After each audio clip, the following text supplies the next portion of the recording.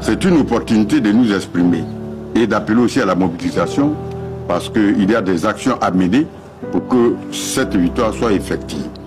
Il y a d'abord l'inscription du président Laurent Gbagbo sur la liste électorale, d'une part, et d'autre part, les actions à mener pour que nous puissions cheminer vers la victoire finale en 2025.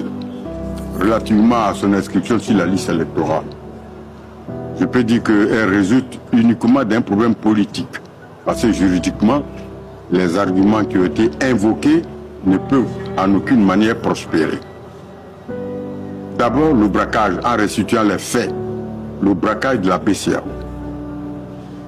Aucune preuve n'a été apportée où l'on a vu Laurent Gbagbo en train de braquer avec des complices, ou si c'est lui qui est l'auteur principal, tantôt il est qualifié comme tel, ou tantôt complice. Aucun des faits ne relate, ne montre visiblement que le président Laurent Gbagbo a braqué la BCEAO. Armé, braqué la BCEAO. Donc les faits qui ont été inventés sont des faits qui n'existent nullement. On ne peut pas s'établir dessus pour prendre une décision. Deuxièmement, la saisine du tribunal. Quel est le tribunal compétent? Lorsque un président de la République commet un délit, une infraction, dans le cadre de l'exercice de ses fonctions, le tribunal qui est compétent ou la juridiction compétente en Côte d'Ivoire, c'est la Haute Cour de justice. Ce n'est nullement elle qui se soit prononcée dans l'affaire. Troisièmement, est-ce que la Côte d'Ivoire a-t-elle intérêt pour agir? Celui qui doit agir à l'occasion de la violation d'un droit, c'est celui qui est concerné.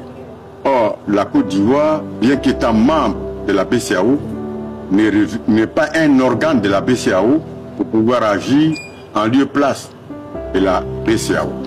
Donc la Côte d'Ivoire n'a pas intérêt pour agir.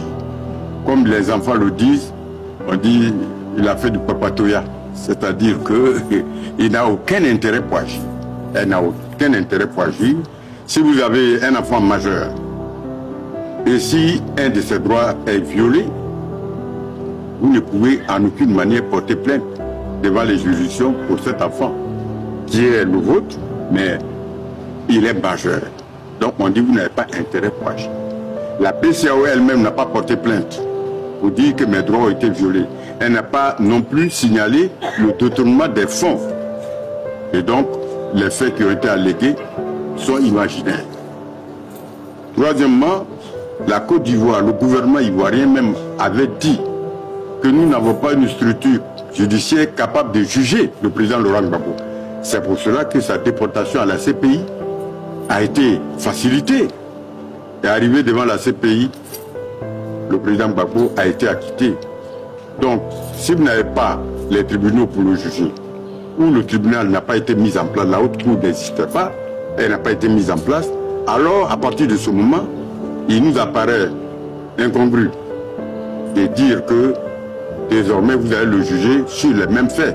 Ce sont des faits qui s'inscrivent dans le cadre de la même crise. Et ces faits qui ont été allégués, la CPI l'a acquitté, l'a lavé. Tous les témoins à charge, qui étaient au nombre de 82 ou 84, ont témoigné en sa faveur. Il n'a donc plus l'occasion de faire venir ses propres témoins. Et donc, cette décision ne peut pas prospérer. Elle est d'ordre politique, celle qui a été prise avec un tribunal incompétent, la Côte d'Ivoire qui n'a pas intérêt pour agir, la décision de la Cour pénale internationale, ça fait trop.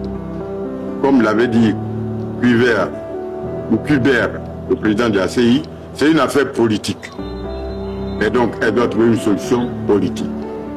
Pour qu'elle ait une affaire politique, ce qui le démontre encore, c'est que, du point de vue de l'amnistie des auteurs principaux, Koné Katina, le ministre Koné Katina et Dalo Désiré, ont été amnistiés, alors qu'ils étaient condamnés dans la même affaire comme auteurs principaux et le président Laurent Gbagbo comme complice.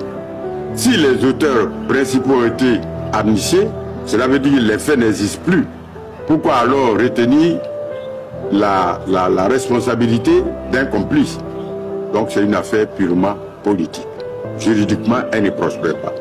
les décisions prises par un tribunal national, en supposant qu'elles soient justes, ces décisions, ne la portent pas sur les décisions de la CPI, qui est une juridiction internationale. Et nous avons ratifié ce traité qui crée la CPI. On ne l'a pas ratifié, plutôt on a adhéré. Parce qu'on n'a pas commencé la procédure négociation, signature et ratification. La CPI existait et le président Alassane Ouattara a adhéré, il a signé. À partir de ce moment-là, lorsqu'une décision d'un tribunal supérieur est prise, celles qui sont au niveau des États ne peuvent prospérer contre une telle décision. Et c'est en cela qu'on a dit que c'est une affaire purement politique. En dernier ressort, la Cour des droits de l'homme, la Cour africaine des droits de l'homme, a demandé d'inscrire, de réinscrire le président Laurent Gbagbo sur la liste. Et comme nous sommes membres de la Cour africaine des droits de l'homme, voilà encore une décision.